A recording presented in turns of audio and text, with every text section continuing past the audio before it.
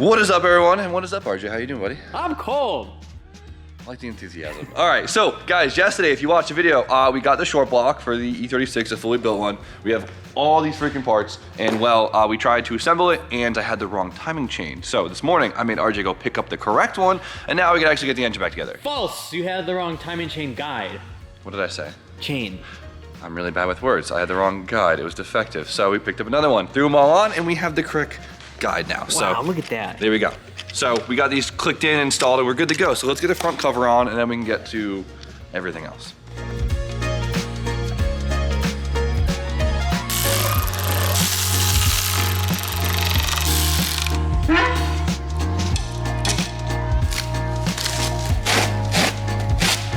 All right, the big moment is here. It is officially time to install the head, which is a little bit terrifying because once the head's on, the head's on. So, clean all the surfaces, threw 2 studs in as kind of like a guide, and well, now it's time for our head gasket. Now, I'm going with a cut ring style head gasket. So what makes these a cut ring gasket, it literally has rings right here that cut into the metal to create a solid sealing surface. But the rest of the head gasket is just typical OEM, I guess paper with a rubber seal for the coolant and oil ports, and then the rings itself will actually seal the cylinder. So, I'm gonna take these out for now. This is a little bit terrifying. Take the gasket itself.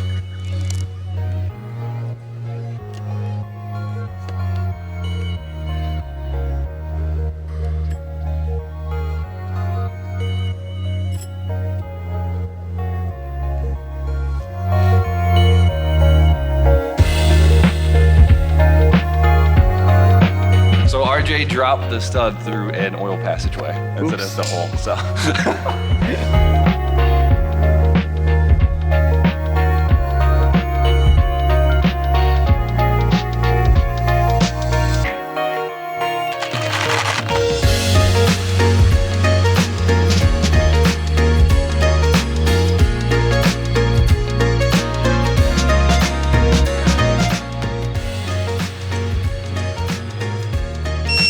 Still going. Got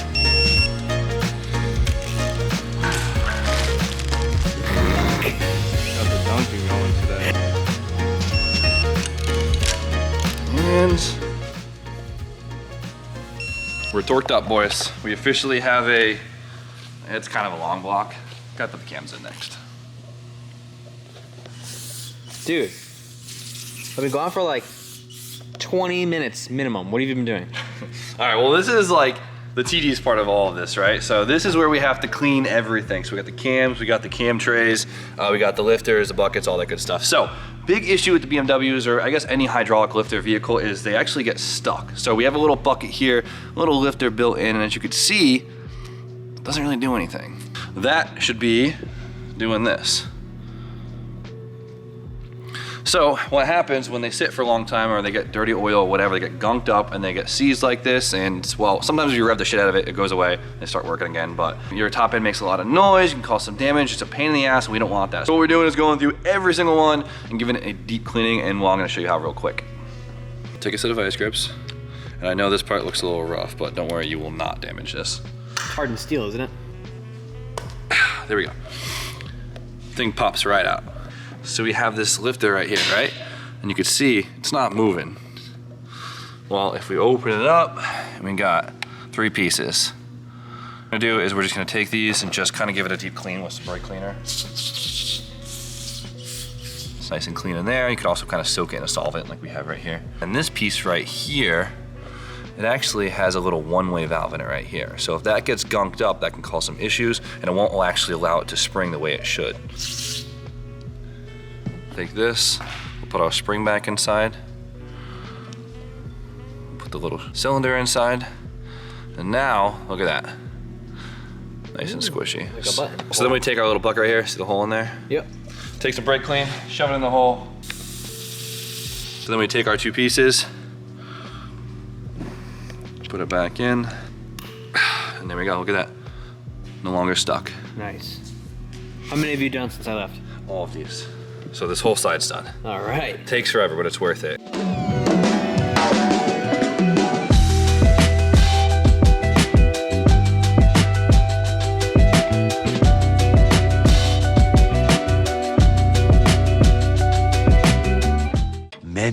Many minutes later. later. They're all clean, they're all in stock. It's pretty crazy because I would say about 70% of them were like stuck. So I'm really happy I took the time to clean them all out because now when I start the engine, I don't gotta worry about shit. So before I rest them in the cam tray, what I like to do is just kind of take them.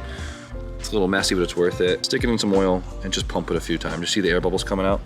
Yeah. Kind of preloads them a little bit with oil so they don't start off dry. It's not really like a necessity. A lot of guys don't do this, but well, might as well, right?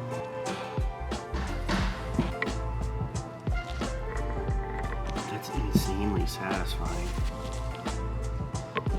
If you can't flip your engine, what I used to do is get like these like magnet strips and put them on the insides and it'll actually hold them up because they're steel.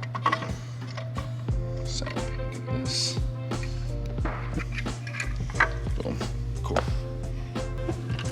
Boom. Nice. Cam trays. Look, my hydraulic lifter is actually working now. Hell yeah. It's nice to see. Cam is clean. RJ, hold the cam. Now you got dirty fingers. Fuck it. What are you talking about? What we're gonna do is we're gonna take some of this assembly lube, get her going. Yeah, you don't have to be this ridiculous. Put this in here. So we're gonna do. Don't say anything. I'm not, I'm thinking it. Don't look me in the eyes when I do this, Sam.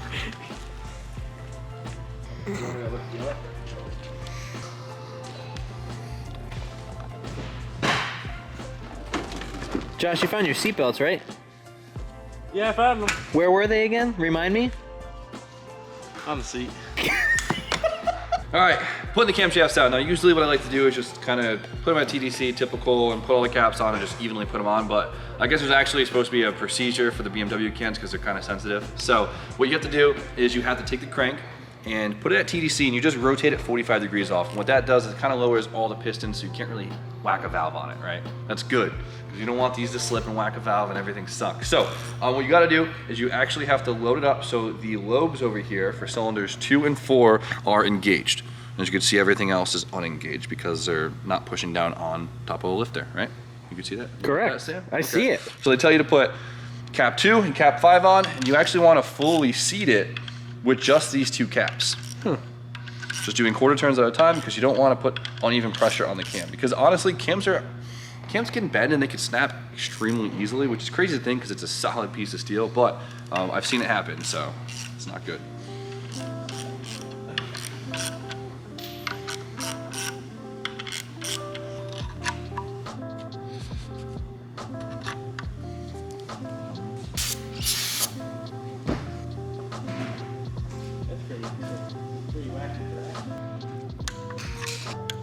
Nice. There you go.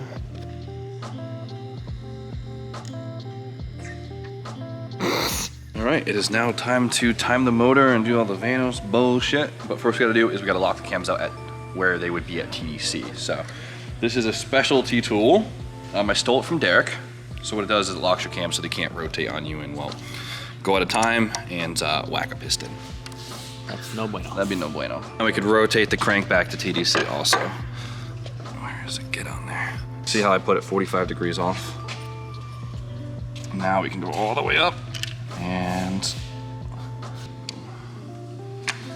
just like that. Nice. All new chains, everything's super tight. So it should be. Then we have guide number 1. And then we have our tensioner. Come on, this engine better do me good. I've treated it so well so far. I hope it treats me well. Act like the Jay-Z, okay? Yeah, yes, act like the Jay-Z. You might have different parents, but we love you the same. We love you the same. What's next? And then we're just putting these plates on. You're about to see that all we're doing is about to stack a bunch of bull crap. So now we gotta shove this thing on. Did I get it first try by accident? It's pretty dope. That's awesome. So you want it in the middle of these slots and those slots right there. Full adjustment there. And then on this side, full adjustment there. Nice. Nice. Where'd you go? Right there. It's all coming back to me now, RJ. You're getting your muscle memory back here? I hope this is the last time you have to put this one specifically together. Yeah. So I sure hope so too. Do skinny, I think outward, that makes more sense. And then the thick one. Nice, where's the nuts for this? That's a nice sandwich you got there. Well, guess who was an idiot and forgot to order a Vanos gasket? Out of all the gaskets I missed, this is the one, the Vanos. Pain in the ass. We're gonna cross our fingers here, boys, and hope that this doesn't leak. Come on, Brian, cross those. They're crossed in my pocket. It's cold in here. Trying to keep his hands warm. Not happy about this. All right, so check this out, right? Yep. So, I'm gonna get this on here. But just sitting in there right now, right? Okay. This gear is still loose. So we take this handy dandy Vanos tool that I finally sucked up and bought. You kind of don't need it, but it does make life a little bit easier. Stick it right here, right? And then, when I move this, remember how both of these rotated? Yeah. This is hopefully supposed to suck the Vanos in. Pause. Nice, first try, man. First try. Sometimes it takes a couple tries. So I forgot to put this in. Technically, you're supposed to do it. I guess like right now would be a good time to do it. So you didn't forget. Well, So you're right on time. Can we just give a big shout out to Junior over at Stego Performance for vapor honing my Vanos for me? This thing looks good. It looks like too good. Looks like it's new. Is it gonna blow up? Nice. That was tight. I can just tighten these. We're good to go. All right, well, I got really excited. I threw the water neck in and, well, a water pump, so it looks all complete. It feels like too good to be true that I can put the valve cover on, but I think I can put it on. And I'd like to do that just to seal it up, but let's do that.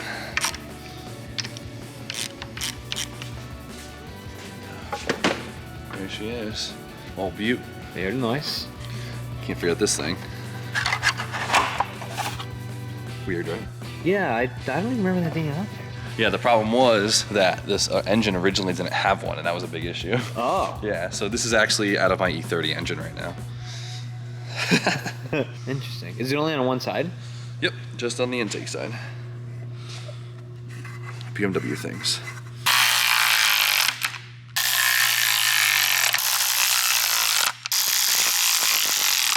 Ooh, yeah. Nice. And there we go, boys. That is a 90% assembled BMW short block, long block. All right, so it's starting to look like something. I'm super pumped. We're a couple pieces away, but we're not too far off. Just a couple, 2-3 days of nothing but bolting new stuff on, and we'll be good to go. So, got a bunch done today. I'm super excited. It is really, really, really freaking refreshing to see this thing officially as a long block sitting here with a built bottom end. We got a lot of work ahead of us still, but we made major progress today, so we're gonna keep the momentum and we'll be good to go. So, it's been a long day, so I'm gonna end it there so you guys know the deal. Like, comment, subscribe, stay tuned for more content. And RJ? Have a good night.